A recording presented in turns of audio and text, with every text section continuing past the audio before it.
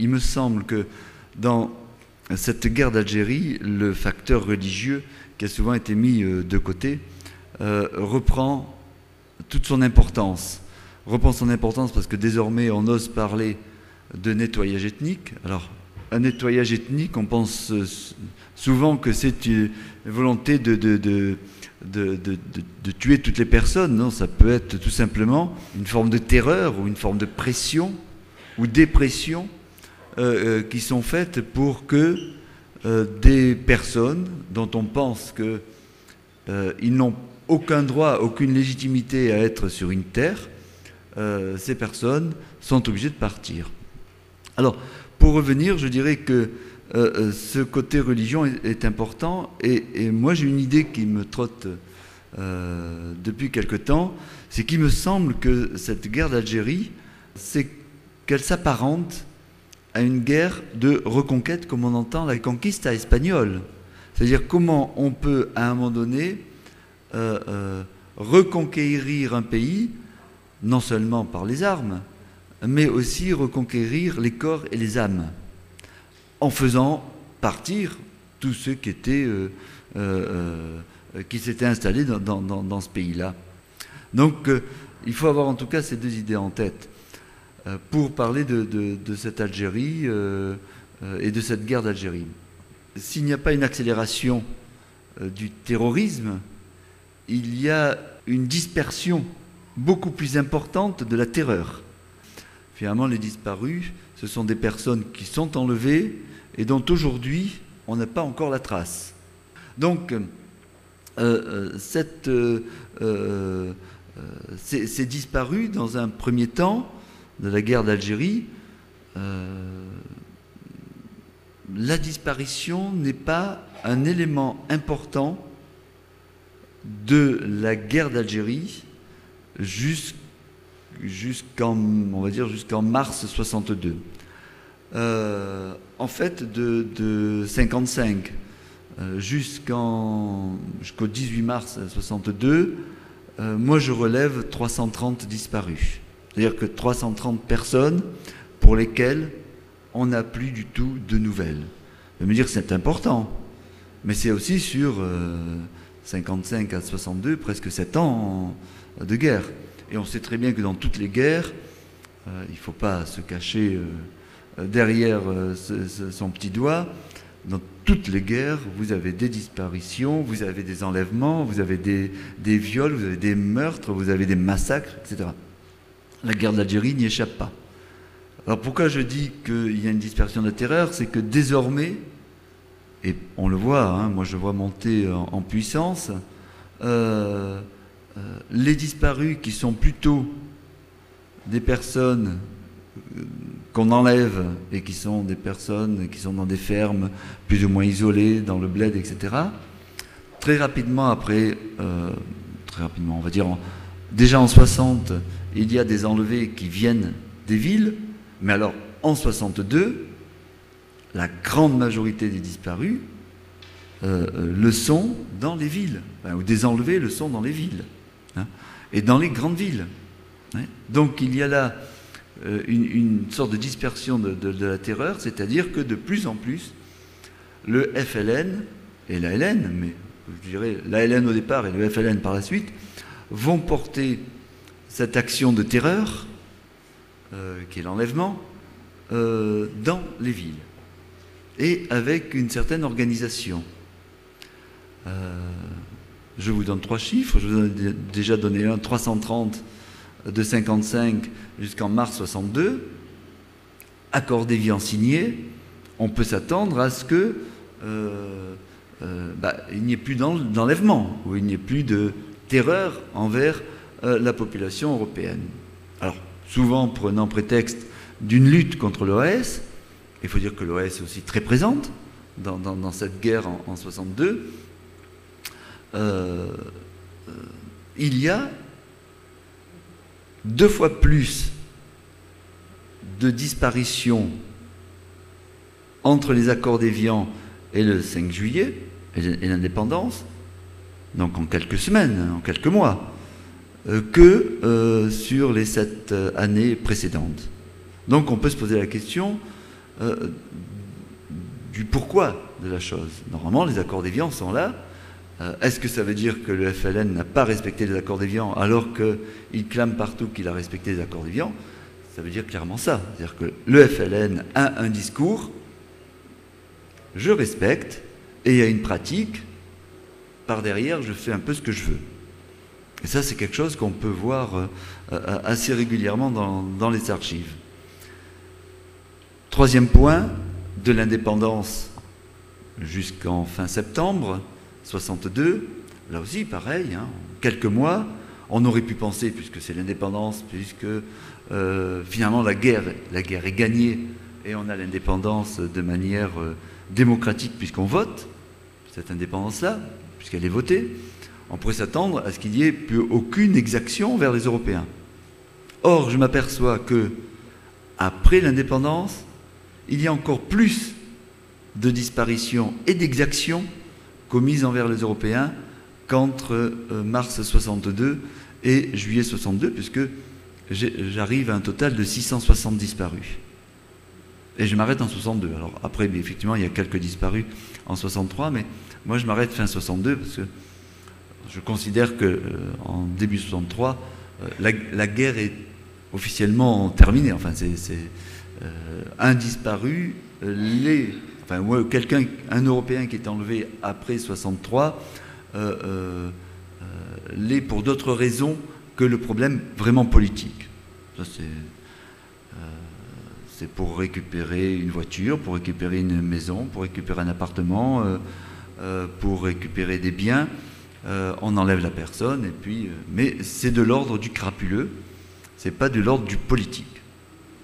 Or, en 62, de mars 62 jusqu'en septembre, octobre 62, il me semble que l'enlèvement et la disparition et l'ensemble des exactions commises envers les Européens procèdent d'une politique qui est celle, on peut l'appeler, qui produit du nettoyage ethnique, c'est-à-dire qui instille un tel climat de terreur que, en masse, les Européens d'Algérie vont quitter leur terre natale. Et c'est ce qui se produit. Et là, on a des éléments d'archives qui montrent comment cette politique se met en place. Alors, je pourrais dire qu'elle ne se met pas en place de manière uniforme partout. On sait très bien que, à partir du moment où les accords d'Évian sont signés, les différentes wilayas réagissent diversement par rapport à ces accords d'Évian. Certaines acceptent les accords d'Évian et disent qu'elles vont les soutenir et les appliquer, et d'autres qui disent très clairement, finalement, les accords d'Évian, on a signé ça, mais c'est pas notre intérêt. Donc, ce qui se passe, c'est que dans l'ensemble de l'Algérie, moi, ce que je remarque, c'est que, en gros, la wilaya de la Kabylie, bon, je ne parle pas de la wilaya des territoires du Sud, qui est un peu plus... Le problème est complètement différent. À part la wilaya de la Kabylie, où, effectivement, il y a une sorte d'arrêt, même s'il se produit quelques enlèvements, quelques disparitions et des exactions, mais c'est beaucoup moins fort qu'auparavant. Mais toutes les autres wilayas ne prônent pas du tout ce discours-là et cette pratique-là. C'est-à-dire que dans les autres wilayas, il y a la volonté de se venger de la population européenne. Et je dis se venger parce que souvent on présente, et souvent les Algériens présentent cela de la manière suivante, c'est-à-dire on se rend justice, finalement. C'est-à-dire que ce qui se passe contre les Européens, c'est parce que d'abord tous les Européens sont des affreux membres de l'OAS, ce sont tous des colons, ils ont tous fait essuyer le burnous, ils sont tous riches, ils se sont enrichis sur notre dos, donc s'étant enrichis sur notre dos, nous, peuple légitime, je me mets dans la peau d'un Algérien, nous, peuple légitime, on peut effectivement nous pouvons nous rendre justice en allant récupérer nos biens. En fait, c'est comme ça que ça se passe, en allant récupérer nos biens. Mais là où, y compris des intellectuels français, voyaient de la justice, hein, et même, j'ai fait une émission dernièrement où Ali Haroun a dit, mais on est devenu... il n'a pas employé le mot venger, il a dit, on a récupéré ce que la France nous avait spolié pendant 130 ans. Donc c'était juste. Mais là où, y compris des Algériens et des intellectuels français voyaient de la justice, en fait, dans les faits, on n'y voit que de la vengeance. Et c'est différent entre justice et vengeance. Je vous donnerai juste un chiffre que je n'ai pas pu mettre dans le livre parce que la source d'archives, je l'ai trouvée après. Entre avril 62 et fin octobre 62, il y a eu entre 10 et 12 000 dépôts de plaintes d'Européens pour des enlèvements, pour des disparitions, pour des vols, pour des viols, pour différentes exactions. On aurait pu s'attendre, après septembre 62, puisqu'il y a un gouvernement qui se met en place, puisque Ben Bella gagne avec l'appui de Boumedienne, et en fin septembre, c'est le maître de l'Algérie. On aurait pu s'attendre à ce que la justice algérienne fasse son travail. Or, je ne peux pas dire qu'il y a eu quoi que ce soit de fait, puisque je ne peux même pas dire que ces plaintes ont été instruites. Elles n'ont même pas été instruites. C'est-à-dire qu'elles ont été toutes jetées au panier, directement. Et là, il y a des documents d'archives du ministère de la Justice et qui interpellent l'ambassadeur et les consuls en disant « mais il est de votre sort d'interpeller les tribunaux algériens ». Et là, il y a une incapacité de la diplomatie française à interpeller les tribunaux algériens. Alors, ces disparus, on a, je vous parlais tout à l'heure de la dispersion, je vous parlais tout à l'heure de l'augmentation en nombre, hein, il y a effectivement là une montée en puissance très forte. Je vous disais que ça servait à faire partir les personnes, mais on est aussi dans une sorte de raffinement dans la stratégie politique pour faire partir les gens, les personnes. Je vous donne deux exemples. Dans un exemple qui est sur la zone autonome d'Alger, on dit très clairement comment on procède à un enlèvement. C'est-à-dire qu'il y a des ordres, des instructions qui sont données. Si on voit des Européens s'approcher de la Casbah, mais ça veut dire on peut être à 300, 400, 500 mètres de la Casbah, il faut que d'un autre côté de la Casbah, il y ait une sorte de diversion pour attirer éventuellement les forces de l'ordre pour se livrer à l'enlèvement. C'est pour... De cette manière, on ne sait pas qui enlève, puisqu'il n'y a personne qui peut voir, on ne sait pas qui enlève, c'est le but de la disparition, on ne sait pas qui enlève, ça touche tout le monde, et puis en même temps, on ne fait pas savoir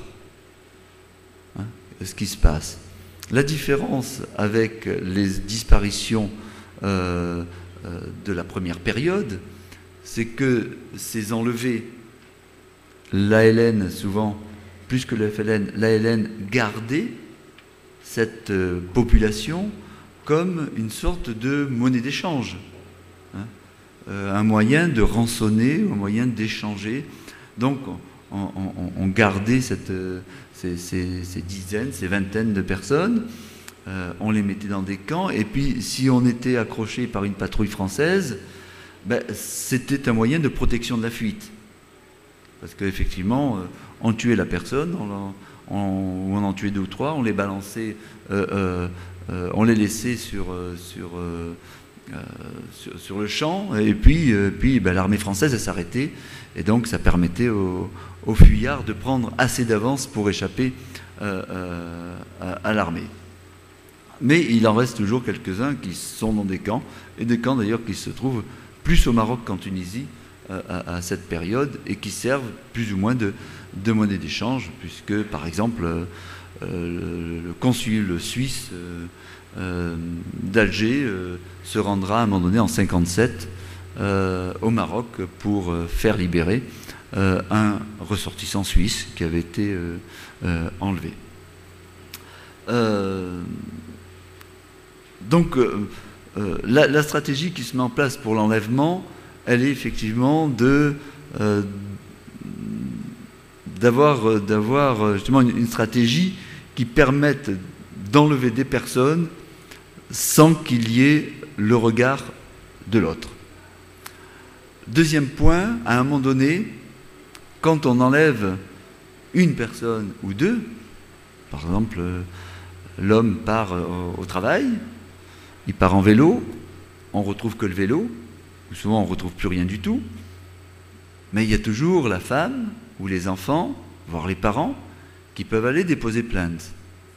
Or, à partir de fin juillet, ce qui est demandé, et surtout dans les deux zones autonomes, celle d'Alger et celle d'Oran, c'est d'enlever des familles entières.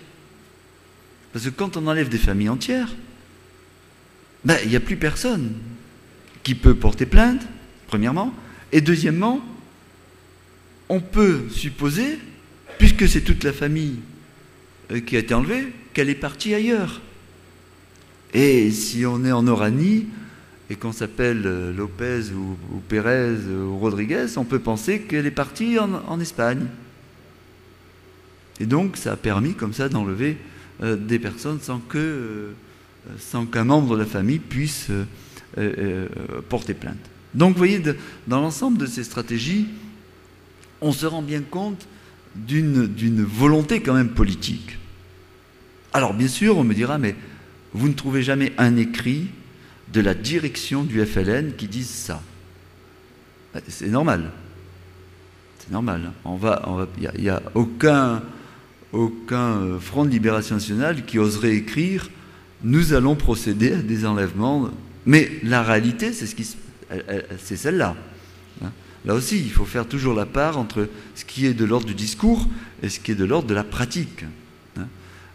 Et souvent, d'ailleurs, moi je l'ai vu il n'y a pas si longtemps, alors que je disais les mêmes choses que devant vous, on me disait « Oui, mais un tel a dit ça, un tel a dit qu'il fallait protéger les Européens, un tel a dit qu'il fallait arrêter les exactions contre les Européens, qu'il allait juger très sévèrement les Algériens qui se livraient à des exactions contre les Européens. » Oui, il peut le dire. Est-ce qu'il l'a fait? Non. C'est-à-dire qu'on peut remarquer, et moi je l'ai remarqué pour tout ce qui s'est passé à Oran, pas seulement que le 5 juillet, parce que ça commence un peu plus tôt à Oran, ça commence à partir de la mi-mai, même de fin avril, pour les enlèvements et les disparitions. On sait très bien qu'il y a au Petit Lac des gens qui sont jetés dans le Petit Lac ou qui sont dans des charniers. On arrête même la personne qui se livre à ça et qui dit comment ça fonctionne. Bon, il n'y a pas de retour de la part de la France, et de notre côté, il y a une dénégation complète du côté algérien. Mais pour une raison simple, c'est que souvent, vous savez qu'à partir du 18 mars, il y a ce qu'on appelle des commissions mixtes d'armistice, ou de cessez-le-feu. Et ces commissions mixtes, en premier lieu, sont chargées de traiter du problème des exactions commises contre les Européens. Or, toutes les archives, à part la commission mixte de Philippeville, qui a à peu près fonctionné, toutes les archives montrent que les commissions mixtes n'ont pas fonctionné. Et elles n'ont pas fonctionné pourquoi? Et les représentants français des commissions mixtes le disent. Elles n'ont pas fonctionné parce que souvent, celui qui est le représentant du FLN aux commissions mixtes, c'est celui qui se livre en premier aux représailles. Donc, effectivement, je cite le cas du lieutenant Saïd, le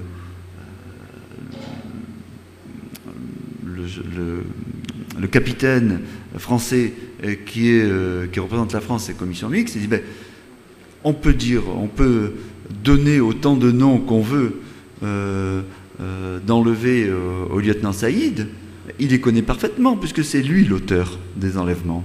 Donc après, comment vous voulez aller lui dire, écoutez, lieutenant Saïd, on a appris que des enlevés, voilà, un tel avait été enlevé, est-ce que vous pouvez faire quelque chose? Comment voulez-vous qu'il fasse quelque chose alors que c'est lui qui a procédé aux enlèvements? Et là, on est toujours dans un système qui fait que la France n'intervient pas.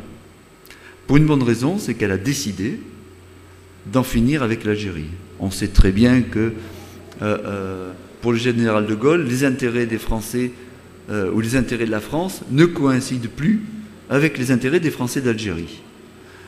Bon, après tout, dans l'histoire depuis l'aube de l'humanité, il y a eu des souverains qui ont sacrifié quelques milliers, quelques dizaines de milliers, quelques centaines de milliers de personnes à leur politique. Mais au moins, il faut le dire. Hein, que le général de Gaulle ait sacrifié 1583 disparus, plus l'ensemble des exactions commises envers les Européens au profit de sa politique, pourquoi pas? Mais au moins, il faut le dire. Il ne faut pas considérer cette chose-là comme quantité négligeable. Ce n'est pas possible. 1583 Européens, je vous signale que c'est important. C'est-à-dire, rapportez-le. Je parle là que des disparus, hein, parce que les enlevés, il y en a eu un peu plus de 4000. Hein, des enlevés. Mais certains ont été retrouvés morts, d'autres ont été retrouvés vivants, d'autres ont été libérés. Hein, mais c'est énorme. Rapporter ces 1600 personnes à 1 million de personnes en sachant que déjà en 62 en Algérie, il n'y avait plus 1 million de personnes, il n'y avait plus 1 million de pieds noirs, enfin, de Français d'Algérie. Hein. Il n'y en avait plus que 820 à 830 000. Parce que déjà en 61, il y a 150 000 Français qui arrivent en France, hein, qui se réfugient ou qui se rapatrient, plus qui n'ont été rapatriés en France. Donc, rapporter ce chiffre de 1500 sur 830 000 à la France de cette époque qui fait 44, 45 millions, ou 47 millions, 62, 46 millions, oui, pratiquement vous multipliez par 50. Hein, 1600 par 50, faites rapidement le calcul, ça fait aussi 30, 80 000 personnes. Enfin, si 80 000 personnes disparaissaient en France, même en 7 ans, enfin, ça se verrait. Ça, on s'interrogerait. La presse régionale ou la presse nationale interviendrait. Là, très peu de choses, sauf la presse, effectivement, la presse d'Algérie, parlait des enlèvements. Mais la presse française, qu'elle soit régionale ou nationale, ont très largement passé sous silence ces drames-là. Parce que ce drame, en fait, le drame des disparus, c'est pas un drame qui s'arrête en 63 ou en 62. Il va se poursuivre après en France. Il se poursuit doublement en France. D'abord d'un point de vue, je dirais, de reconstruction de la vie en France. Imaginons une femme dont le mari a été enlevé, qui arrive avec ses 2 enfants en France, comment elle peut vivre? Hein. Si elle ne travaillait pas en Algérie, si c'était le mari qui travaillait en Algérie, vous savez qu'en 62, la femme n'a pas encore les moyens de se servir du carnet de chèques du mari, sans son autorisation. Donc que va faire la France?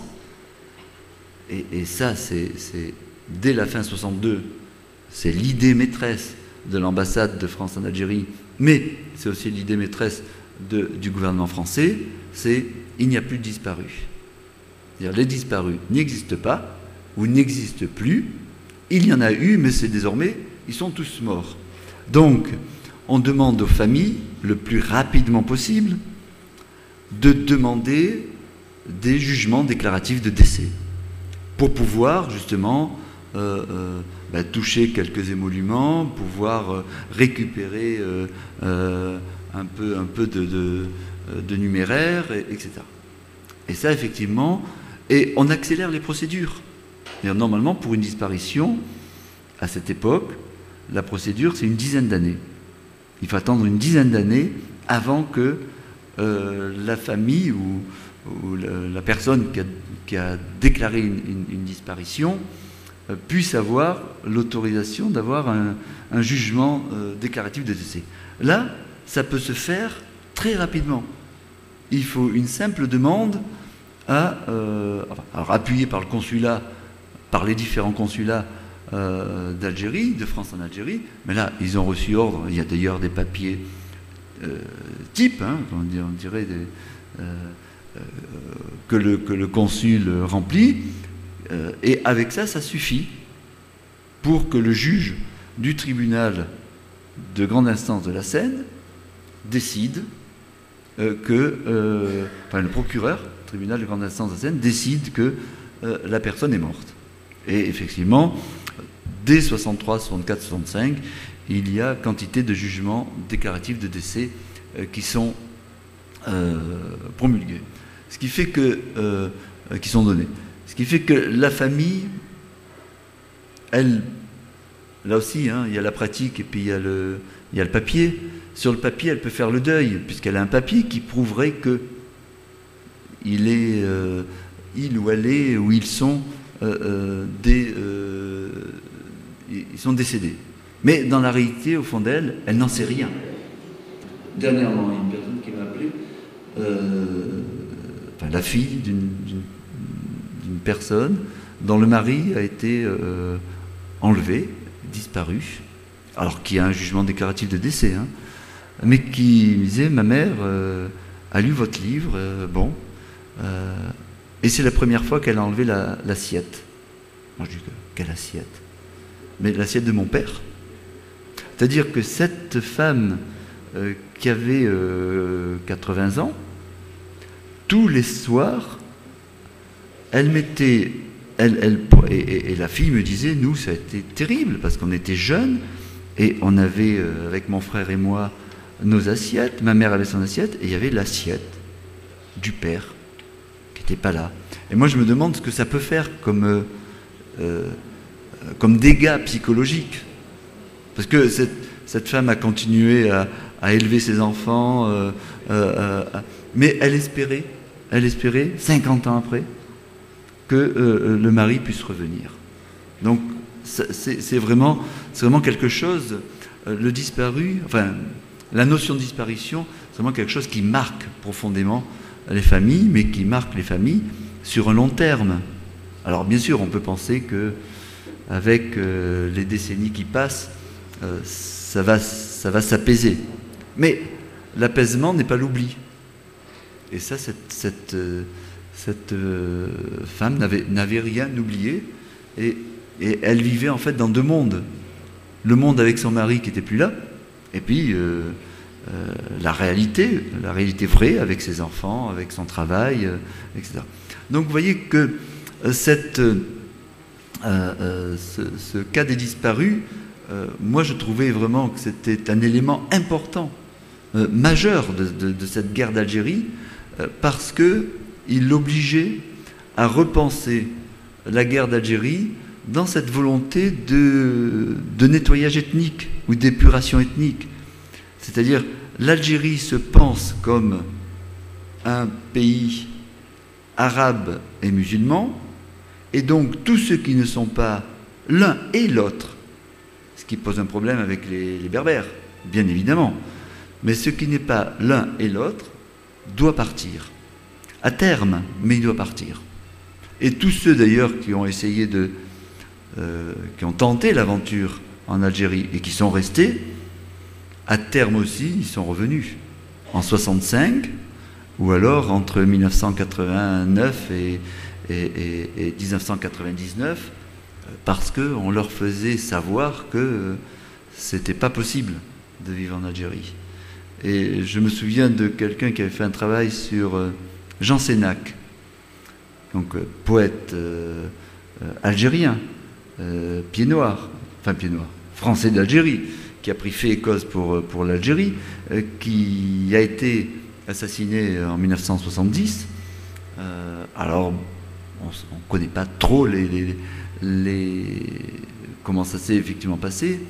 Et un de ses biographes me disait, mais il ne pouvait plus rester là, parce qu'il avait une émission à la radio algérienne, une émission de poésie, et il ne pouvait plus rester en Algérie. Alors je dis, mais pourquoi? Il me dit, parce qu'il s'appelait Jean Sénac, et parce qu'il était chrétien, tout simplement. Donc, il était persona non grata en Algérie, alors qu'il avait pris fait et cause pour l'indépendance algérienne, et qu'il avait milité fortement. Hein. Donc, vous voyez, on a comme ça, sur les disparus, on a, à mon avis, un élément important de la guerre d'Algérie, parce que ça nous permet de sortir d'un manichéisme qui s'est mis en place en 62, c'est-à-dire avec les bons d'un côté et les méchants de l'autre, et avec cette idée que si les bons tuent, ben, c'est juste qu'ils tuent parce qu'ils poursuivent une juste cause qui est l'indépendance, donc ils ont le droit de tuer, ils ont le droit de torturer, mais les autres qui sont méchants, si ces méchants tuent, ils n'ont pas le droit, hein, c'est injuste, parce que ils défendent une mauvaise cause qui est celle de la colonisation, voilà.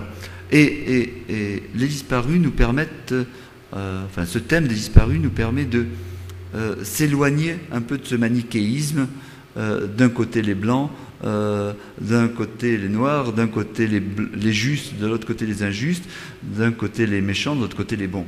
Et en fait, un historien, il n'a pas à faire plaisir à qui que ce soit, hein, mais il a à dire, il a un devoir de parole, et il a à dire des choses quand il en a connaissance. Hein. Et ça, je crois que c'est ce que j'ai essayé de faire en parlant des disparus. Merci. Merci bien, merci bien.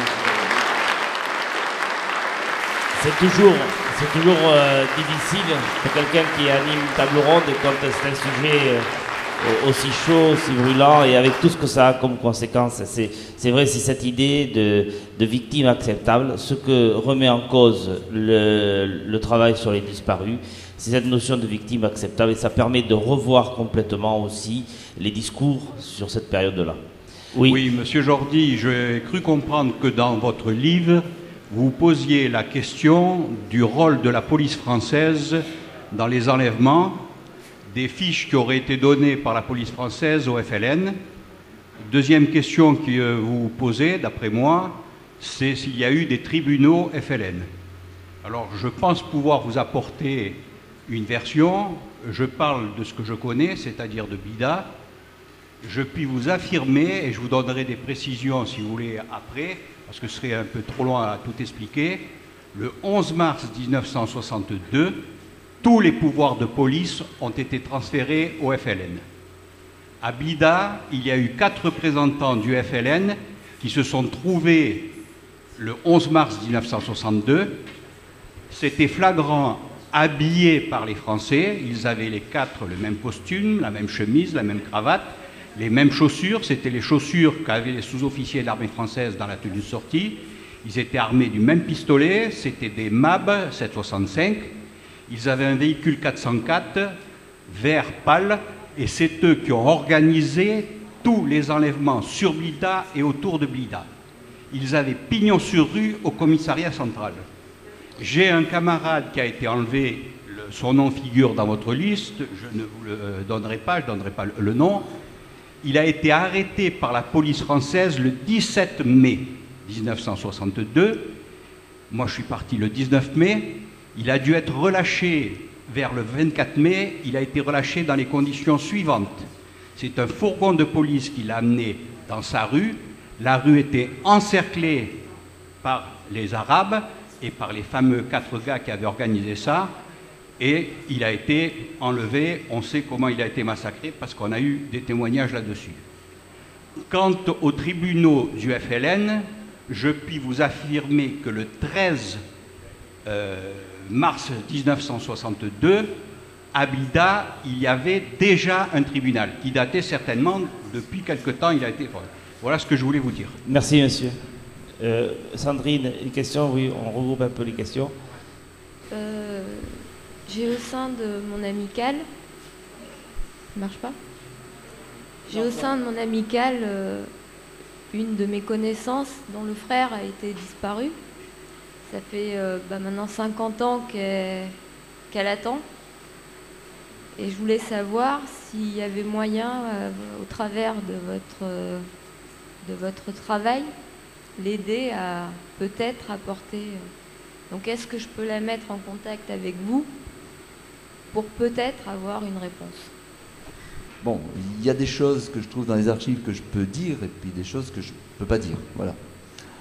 C'est l'engagement que j'ai pris en tant qu'historien pour travailler là-dessus, mais je vous donnerai mes coordonnées. Alors, tout à l'heure, pour la personne qui parlait des tribunaux, effectivement, il y a des tribunaux FLN. Moi, je parlais des tribunaux, des vrais tribunaux avec des avocats, des cours de justice, parce que les tribunaux du FLN, c'est des tribunaux d'exception qui liquident comme ça. Comme il y a des tribunaux FLN à Blida, il y a des tribunaux un peu partout FLN et qui se chargent de liquider des musulmans et des Européens. Alors, en ce qui concerne le rôle de la police française, de la police française de France, effectivement, à partir de janvier 62, il y a une collusion entre une partie de la police française qui vient de métropole, Tagarin, la caserne des Tagarins, et des unités de gendarmerie qui viennent aussi de métropole, et les membres du commando, enfin, le commando FLN d'Asdin. Donc ils se rencontrent parce que dès janvier 62, alors que les accords d'Évian ne sont pas encore signés, ils se rendent compte pour envisager la lutte contre l'OAS. Ce qui est prévu, c'est que la police française,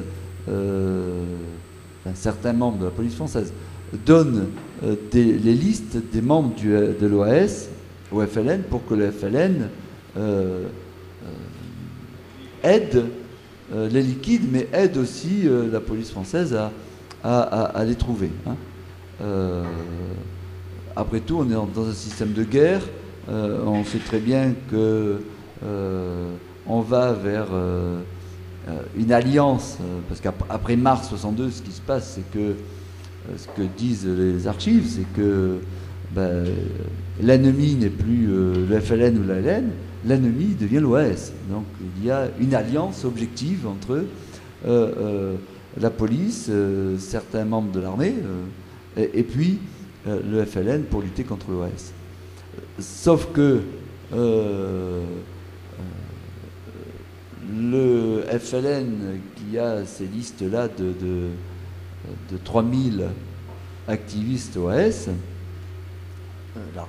l'armée française et la police française est très bien au courant de ces 3000 activistes, c'est très bien ils savent très bien ce qu'ils font, etc. Ils sont suivis jour le jour, c'est assez impressionnant de voir dans les archives comment la police française et l'armée française, c'est exactement où se trouvent les membres de l'OAS. C'est même on va dire, à quelques heures près où va se dérouler un attentat, etc. Elle laisse faire. Elle aurait pu abréger, enfin en tout cas diminuer les attentats. Mais, enfin, c'est comme ça, c'est la politique après. Nous, on n'a pas de jugement. Moi, j'ai pas de jugement à porter en tant qu'historien. Mais il se trouve que le FLN va se servir de ces listes pour n'attaquer qu'à la marge les membres de l'OAS, mais pour considérer que si dans ces listes-là, il y a un nom d'origine espagnole, eh bien, que tous les Espagnols de rang sont tous OAS. Que s'il y a un nom alsacien, tous les Alsaciens, où qu'ils soient, sont OAS. Et puis, donc, voilà, ils se servent de cette liste-là pour je dirais, entre guillemets, ratisser beaucoup plus large que cette liste.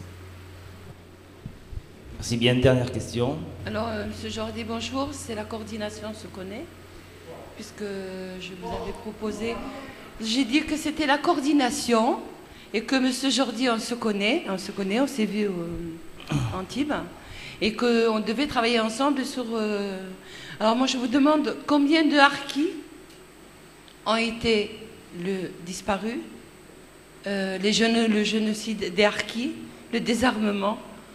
Que sont-ils devenus, la plupart des harkis qui, soi-disant, ils sont restés en Algérie? Je voudrais savoir que vous me répondiez sur ça aussi. Parce que ça a été le plus grand massacre. Et on a été quand même humiliés, ça vous le savez. Donc combien de disparus et le génocide des harkis, il y a eu combien? Est-ce que vous savez à peu près? Merci. C'est assez difficile de donner des chiffres très précis. Pour une bonne raison, c'est que le massacre des harkis se produit après l'indépendance. Comme vous le savez, on sait qu'il y a à peu près 13 000, je ne sais pas si Guy Pervilliers a ce chiffre en tête, 13 650 musulmans disparus pendant la guerre. Pendant la guerre, bon, voilà. Enfin, jusqu'au 19 mars. Dû normalement, dû normalement au FLN, à LN. Bon, voilà, ça c'est ce qu'on sait. Après, en ce qui concerne le massacre des harkis, je crois qu'il y a deux choses. Bon, moi je pense que il faut continuer à travailler parce que c'est un peu plus complexe qu'on veut bien le dire en ce qui concerne les harkis. Enfin, les harkis qui sont des Français. On continue à parler de harkis comme si ça existait encore. C'est un statut, le harki, c'est pas une origine. Alors, moi je dirais qu'il y a eu des massacres. C'est pas une réponse, c'est pas parce qu'on est dans le Gers, mais je vais peut-être faire une erreur complètement d'appréciation. C'est pas une réponse de Gascon. On n'est pas très loin, mais il y a deux choses.